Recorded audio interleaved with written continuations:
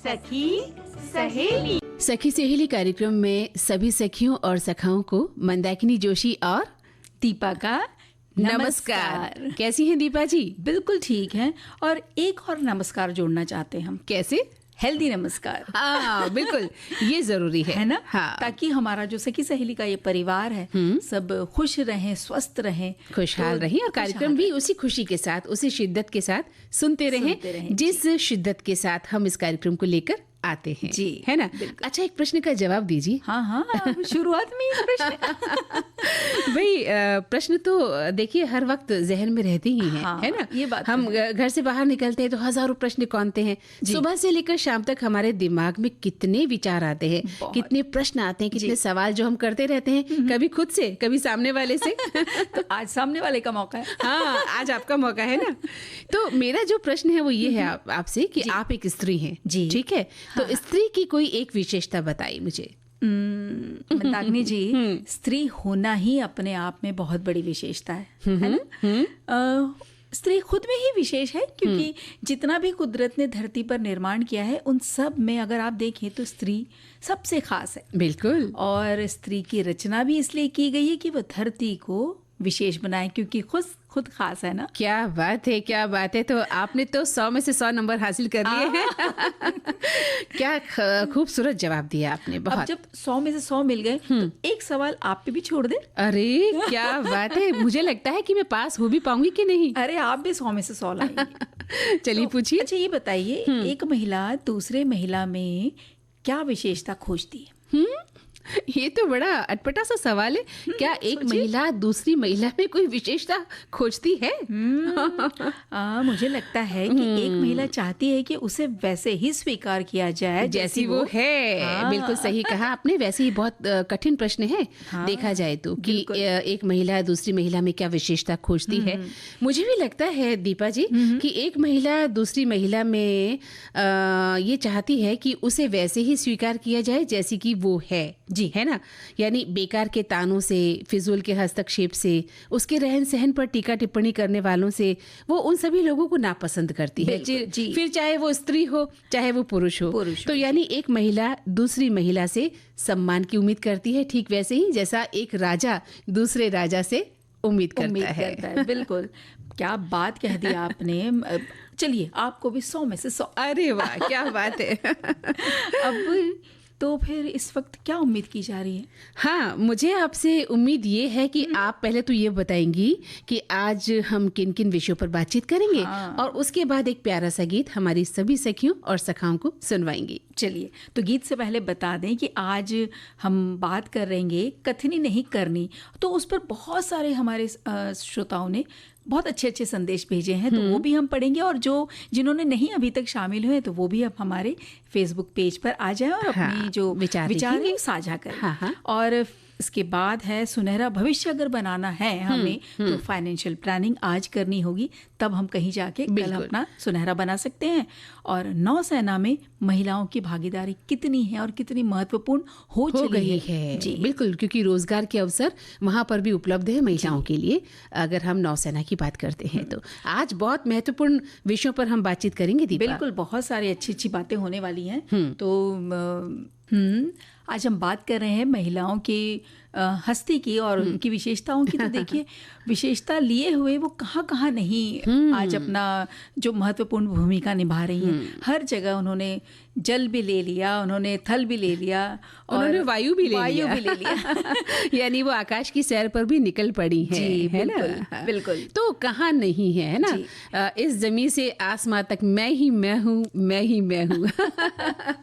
यानी स्त्री ऐसी बात कहती है। जी, स्त्री ऐसा कहती है। लेकिन कहीं हमारे सखा ये ना सोचे कि आज भाई क्या बात है, सब स्त्रियों की बात हो रही है।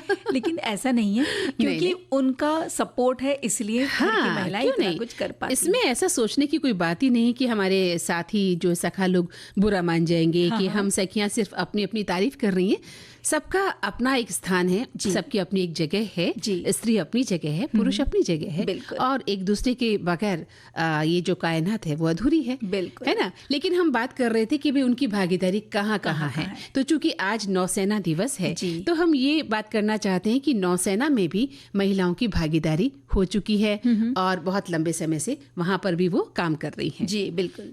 और जैसा आपने कहा कि आज नौसेना दिवस है, तो उन नौसेना अधिकारियों को श्रद्धांजलि देने का ये अवसर है जो तटों पर राष्ट्र की सुरक्षा में महत्वपूर्ण भूमिका निभाते हैं। हाँ बिल्कुल दीपा, 4 दिसंबर यानी आज ही के दिन देश के लिए भारतीय नौसेना की उपलब्धियों और भूमिका को मान्यता देने के लिए आज का ये दिन मनाया जाता है। जी, और पूरा देश भारतीय नौसेना के इस विशेष अवसर को बड़े उत्साह के साथ मनाता है।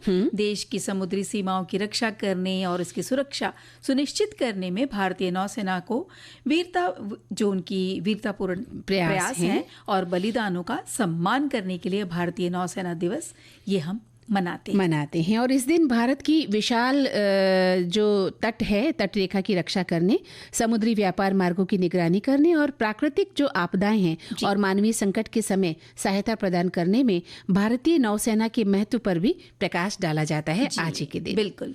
इसी तरह भारतीय नौसेना में महिलाओं की भागीदारी भी बढ़ रही है।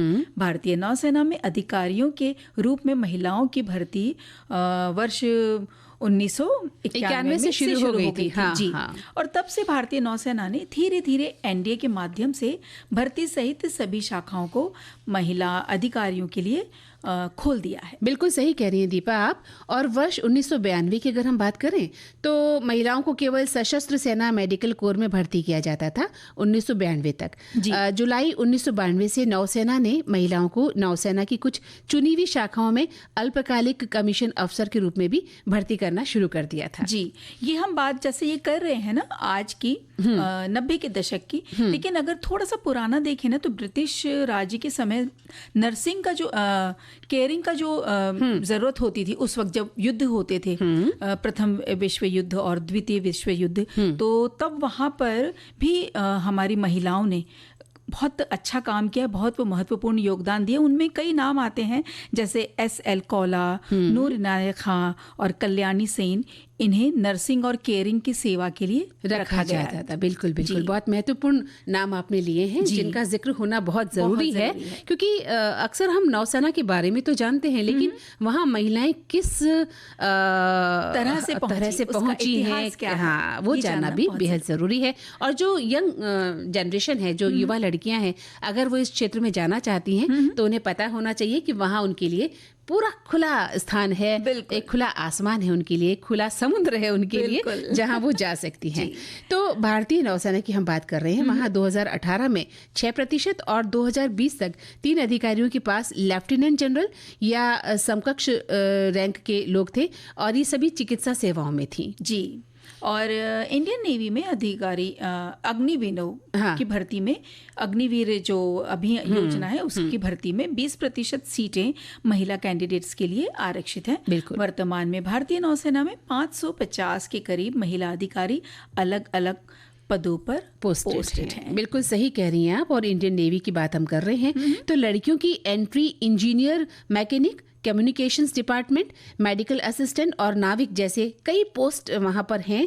और नेवी में भर्ती के लिए 17 साल की उम्र होनी चाहिए और अविवाहित महिलाएं इसके लिए आवेदन कर सकती हैं। तो जो युवा लड़कियां जाना चाहती हैं क्षेत्र में, वो अपना आवेदन कर सकती हैं और उन्हें अच्छे से अच्छा रोजगार वहाँ मिल सकता है। बिल्कुल।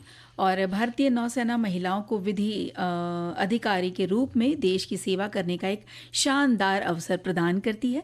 योग्य उम्मीदवारों को आवेदन करना चाहिए। एनडीए एक प्रतिष्ठित संस्था है जो भारतीय नौसेना में प्रवेश के लिए उम्मीदवारों को प्रशिक्षित भी करता है। बहुत कड़क ट्रेनिंग होती है। ये बात तो है, अनुशासन होता है बहुत, और आपका चुस्त और दुरुस्त होना बहुत जरूरी है, मानसिक रूप से और शारीरिक रूप से भी।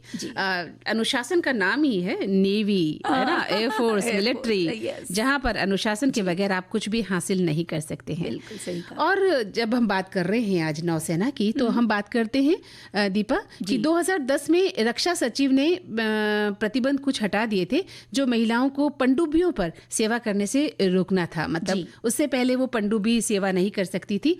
तो जबकि पनडुब्बी बल का इतिहास जो है हमेशा से पुरुष प्रधान रहा है। जी जी।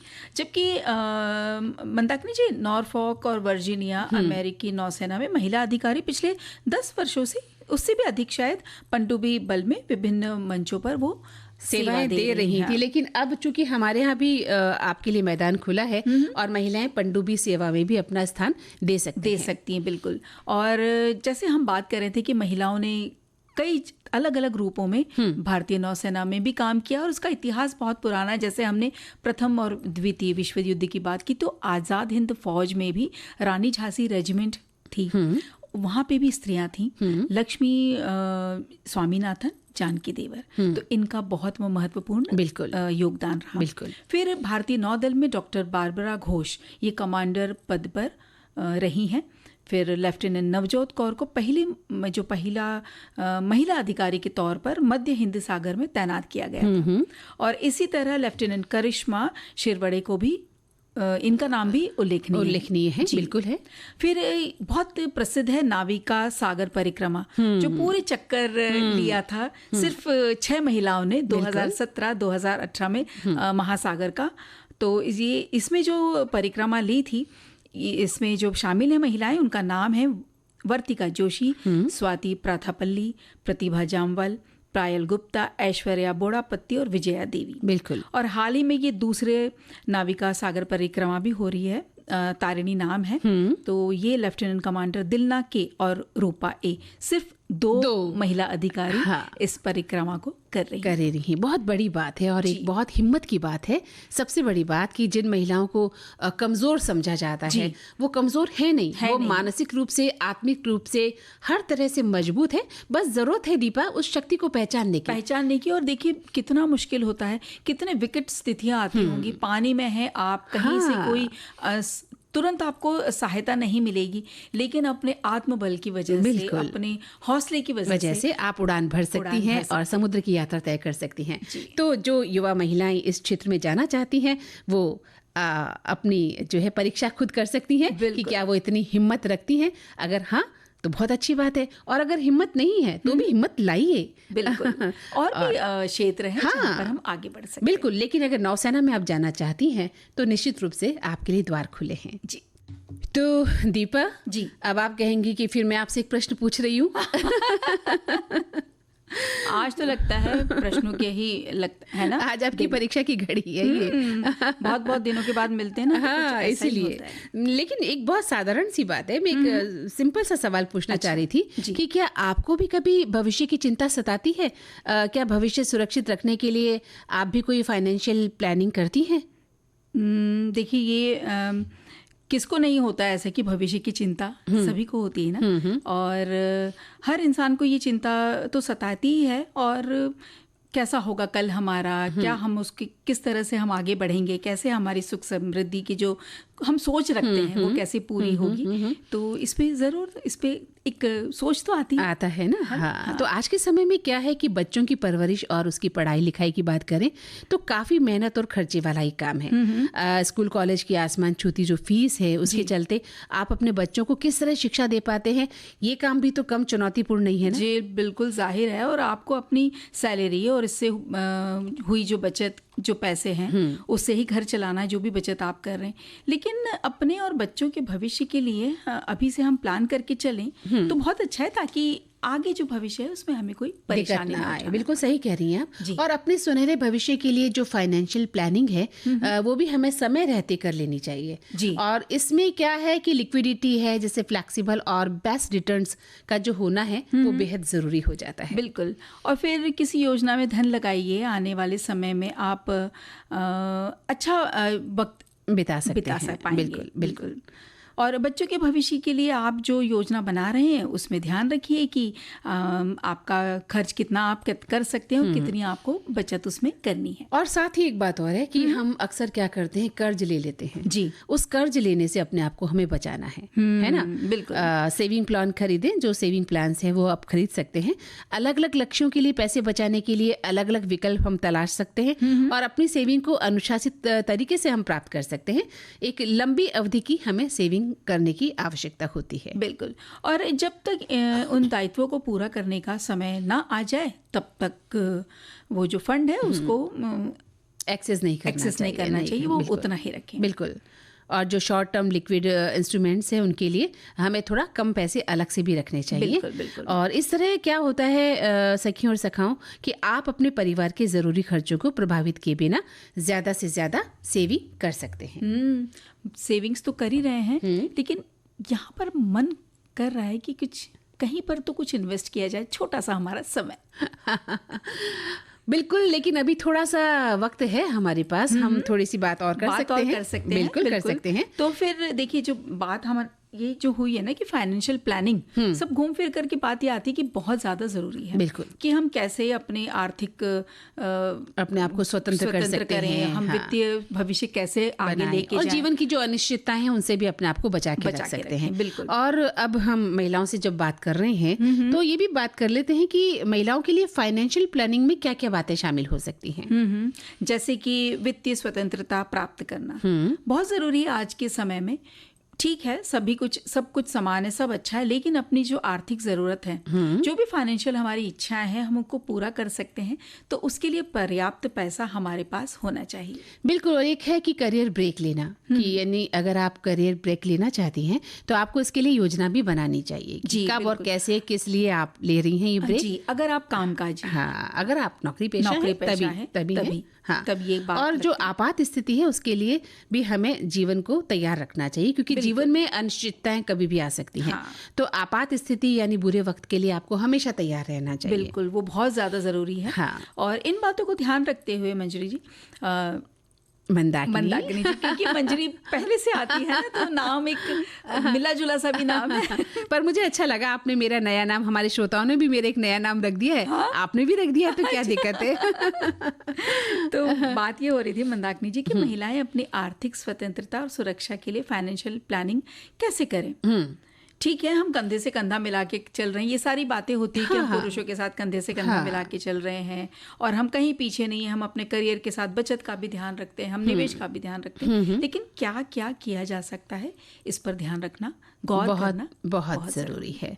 और सबसे बड़ी बात यह है कि महिलाएं इस लड़ाई में न पड़े कि वो पुरुष के साथ कंधे से कंधा मिलाकर चल रही है, वो कहीं भी पीछे नहीं है। इन सब बातों को ध्यान में नहीं रखना है, बल्कि अपनी जिंदगी को सुरक्षित बनाना है, अपने आप को लंबी रेस का घोड़ा बनाना है, ताकि एक लंबे समय तक वो अपने परिवार के लिए, अपने बच्चों के लिए, अपने आने वाले भविष्य के लिए एक स्वर्णिम तैयारी कर सकती है ना। कई अध्ययन बताते हैं, वित्तीय अध्ययन बताते हैं कि पुरुषों और महिलाओं की सैलरी एक समान नहीं होती, और ये कारण है कि उनकी फाइनेंशियल प्लानिंग भी अलग अलग होती है। हाँ, बिल्कुल जी। तो एक वैश्विक अध्ययन के अनुसार, अगर उसके अकॉर्डिंग हम देखें, जो लगभग 2019 में की गई थी, कि मान लीजिए अगर पुरुष की सैलरी 100 रुपए है, तो महिला की कहीं 80 के लगभग आसपास होगी। हाँ। यानी करीबन 21% थोड़ी कम होगी। इसलिए कम आय को देखते हुए महिलाओं के लिए और भी ज़रूरी हो जाता है कि वे अच्छा निवेश पोर्टफोलियो बनाकर पैसा कमाएं और उसे जोड़ना शुरू करें, ताकि कम समय में वो अपने लिए एक अच्छा खासा या पर्याप्त फंड जुटा सकती है। इसीलिए समान काम और समान वेतन की बात कही जाती है। ये लड़ाई इसलिए भी लड़ी जा रही है कि स्त्री और पुरुष एक ही गाड़ी के दो पहिए हैं और दोनों को बराबर मिलना चाहिए। तो महिलाओं के करियर की जब हम बात कर रहे हैं, उनके करियर का ग्राफ हमेशा बढ़ता हुआ नहीं हो पाता है, क्योंकि कई कारण हो सकते हैं। कई बार उन्हें करियर से ब्रेक लेना पड़ जाता है।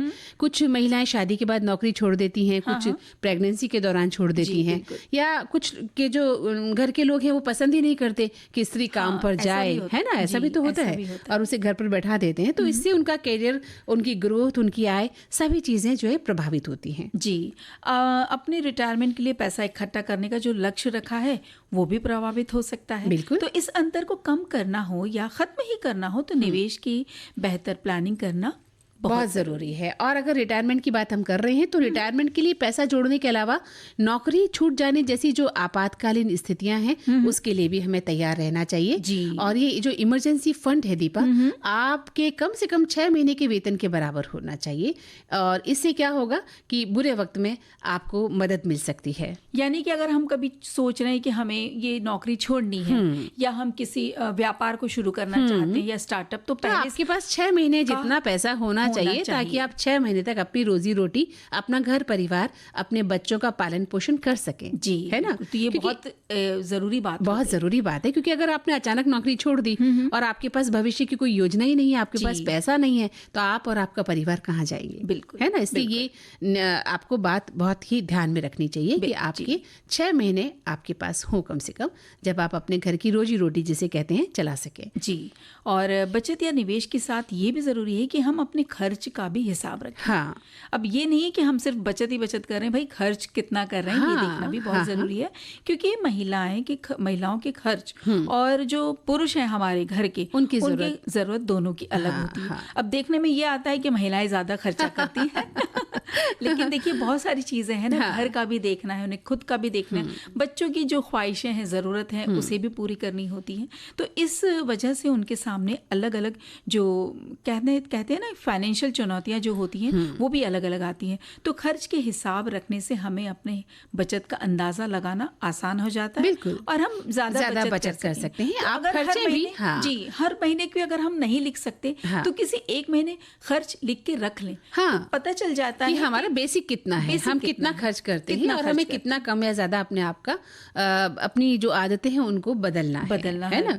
और उसमें कई सारी चीजें भी जुड़ जाती है ना मंदाकिनी जी, शादी वगैरह कोई आ गई, परिवार है, कहीं जाना भी पड़ सकता है, घर में भी कुछ किसी उत्सव में, बर्थडे में, बच्चों की फीस है रोजमर्रा की जी, और अस्वस्थता के कारण जो हुए खर्चे हैं उनका जिक्र हम कहाँ कर रहे हैं। अचानक कोई बीमारी आ गई, एक्सीडेंट हो गया, हॉस्पिटलाइज होना पड़ा, भगवान न करे किसी के साथ ऐसा हो, लेकिन अगर ऐसा होता है तब भी तो आपके पास पैसा होना जरूरी है ना। ये बात जब हम करें, छोटी सी बात याद आ रही है, हमारे पड़ोस पे बहुत पहले हमारे एक पड़ोसी हुआ करते थे, तो वो आंटी की हमेशा आदत थी कि जब भी अंकल जो महीने का जो सैलरी आती थी देते थे ना, उसमें से 100-200 उस वक्त 100-200 बचा लेती थी। 300 रुपए से बिल्कुल धीरे से निकाल लिया, बाकी बोलती थी हाँ ये घर खर्च के हैं, और वो छुपा लिया करती थी। अब आंटी इतनी ज्यादा क्या कहना चाहिए मॉडर्न सी तो नहीं थी कि भाई जा करके उसे बैंक में जमा कर दे, उतनी उन्हें उनकी शिक्षा दीक्षा नहीं थी, तो वो अपने कहीं अलमारी में कहीं यहाँ वहाँ छुपा लेती थी।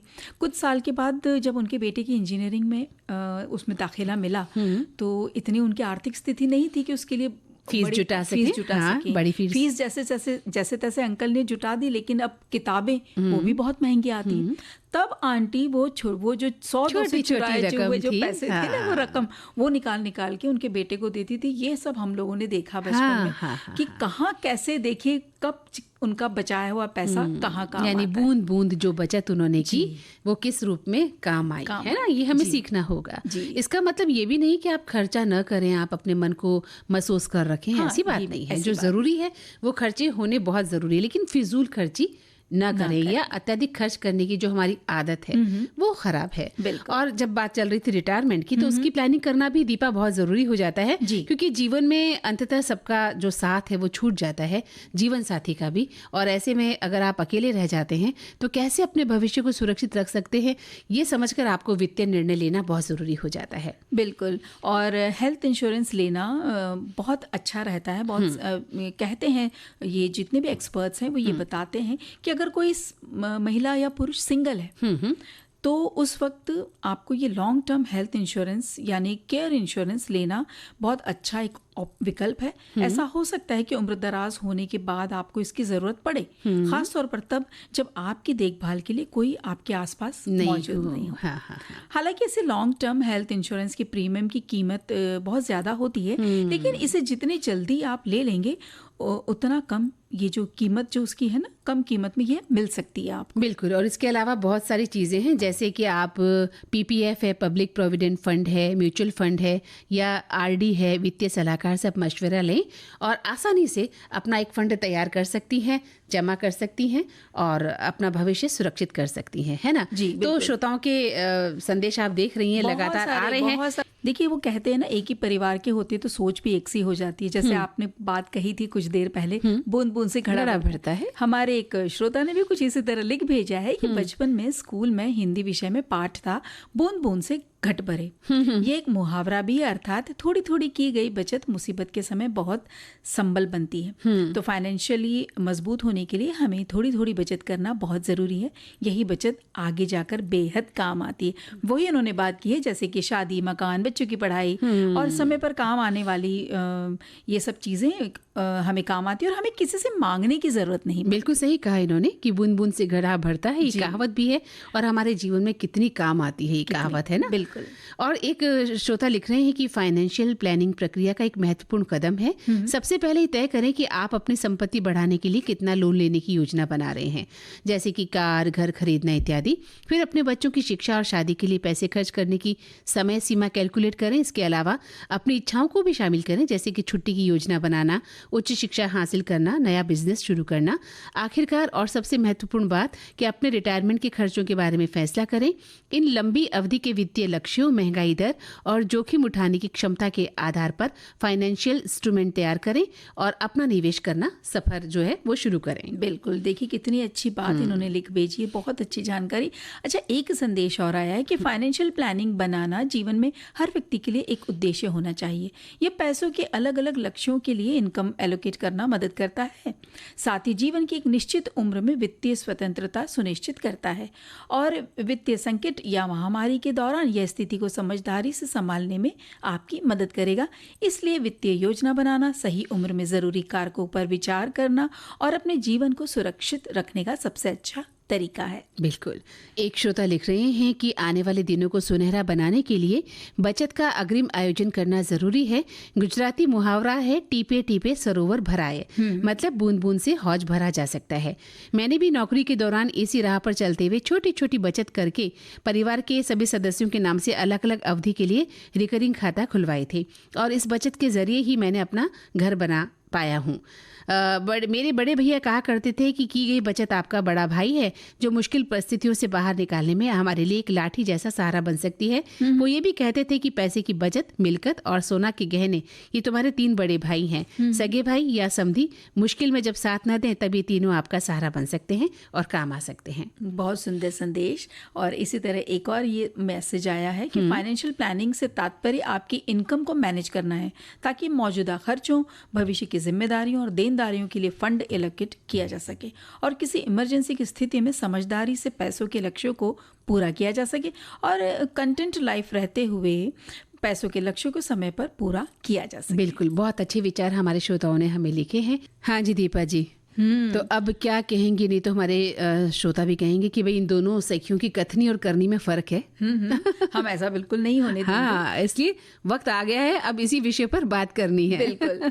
तो सबसे पहले शुरू करते हैं, कबीर क्या कहते थे। हाँ, कबीर कहते थे कि कथनी मीठी खांड सी, करनी विष की लोए, कथनी से करनी करे, विष से अमृत होए। हाँ। यानी जिनकी बोली तो खांड सी मीठी होती है, हाँ। लेकिन कर्म जो है विष के समान होते हैं, अत्यंत कष्टकारी होते हैं, कष्ट देने वाले होते हैं। और जो जैसा बोलता है वैसा ही करे तो विष भी अमृत हो जाता है। जी, देखिए कितनी सुंदर और कितनी गहरी बात है। बिल्कुल, हमारे बड़े लोग भी यही कहते हैं दीपा कि अज्ञानी सिर्फ बातें करता है और उसके अनुसार अपने जीवन में व्यवहार नहीं करता। तो ऐसे व्यक्तियों को अक्सर परिवार, समाज भी अकेला छोड़ देता है। जी बिल्कुल, क्योंकि फिर वो कहते हैं ना कि अरे भाई, वो जो हमारी बोलचाल की भाषा में है ना कि भाई उनकी तो पतंग के समान बस डोर से खींचते रहो, वो बोलते बहुत है, करते बिल्कुल कुछ नहीं है। बिल्कुल, और हमारे श्रोताओं ने भी इस विषय पर बहुत सारे विचार लिखे हैं, बहुत सारे संदेश लिखते हैं हमारे श्रोता की कथनी में नहीं करनी में विश्वास कीजिए, ऐसा कहा जाता है। लेकिन कुछ लोग इस बात को बहुत हल्के में ले लेते हैं।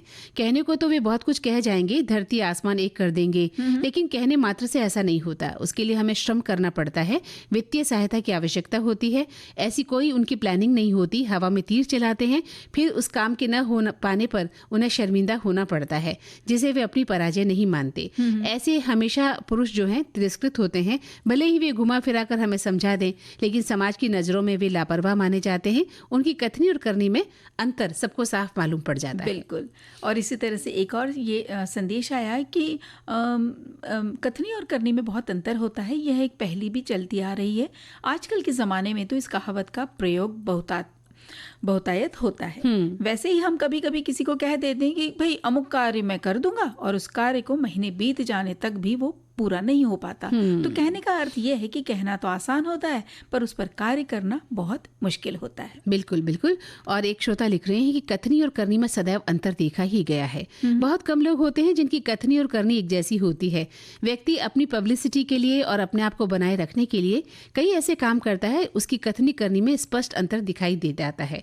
हम प्रतिदिन देखते हैं कि पौधारोपण का काम करने वाले सिर्फ फोटो निकालने और दिखावे के लिए और पेपर में समाचार देने के लिए काम करते हैं, जबकि उनकी कथनी वैसी होती नहीं है। हमें सामाजिक जीवन में अपनी भूमिका को ऐसे प्रस्तुत करना चाहिए जिससे हमें याद किया जाए और हमारे कामों का प्रभाव दिखाई भी दे। जी, एक संदेश में उन्होंने बड़े मजेदार तरीके से लिखा है कि घर में नहीं है दाने और अम्मा चली भुनाने। हाँ बिल्कुल जी। और आपकी बात भी इन्होंने कही है कि कबीर जी क्या कहते हैं? कबीर जी कहते हैं कि अज्ञानी व्यक्ति सिर्फ बातें करता है और उसके अनुसार अपने जीवन में व्यवहार नहीं करता है। बिल्कुल। और एक श्रोता लिख रहे हैं कि शेक्सपियर ने कहा है कि मन में जो भव्य विचार या शुभ योजना उत्पन्न हो उसे तुरंत कार्य रूप में परिणत कर डालिए, अन्यथा वो जिस तेजी से मन में आया वैसे ही एकाएक गायब भी हो जाएगा और आप उस पर कोई लाभ उस अवसर का नहीं उठा पाएंगे। वास्तव में समस्या ये नहीं कि हमारे पास उपयोगी विचार या सुंदर योजनाएं नहीं हैं। योजनाएं तो हम बहुत बनाते हैं, अपने बनाए उत्तम से उत्तम विचारों से प्रसन्न भी हम बहुत होते हैं, किंतु उन पर हम कार्य नहीं करते हैं। यही हमारी दुर्बलता है। हमें किन बातों से बचना चाहिए, हमें क्या कार्य करने चाहिए, क्या उचित है क्या अनुचित है, हम इस संबंध में जब जानेंगे तभी ये काम हम कर पाएंगे। और नवीन विचारों को जितना आप काम में ला सकते हैं हमें सोचना चाहिए। जी। तो एक संदेश ये कहता है कि जो कर्मवीर हैं उनकी कथनी और करनी एक होती है, इसलिए लोग उन पर विश्वास करते हैं। और एक श्रोता लिखते हैं कि विचार चाहे कितने भी उत्तम क्यों ना हो, लेकिन वो सार्थक तभी माने जाते हैं जब उनकी झलक व्यवहार में भी दिखे। जी। तो हमने देखिए कितनी सारी बातें सोची थी, तो जो हमारी सोची बातें सारी की सारी हमारी श्रोताओं ने लिख दी है। तो दीपा जी, अब तो कार्यक्रम का समय बिल्कुल समाप्त हो चला है और हमें इस कार्यक्रम से विदा लेनी होगी। तो हम सभी अपने श्रोताओं से लेते हैं इजाजत और दीजिए दीपा माहेश्वरी और मंदाकिनी जोशी को नमस्कार। नमस्कार।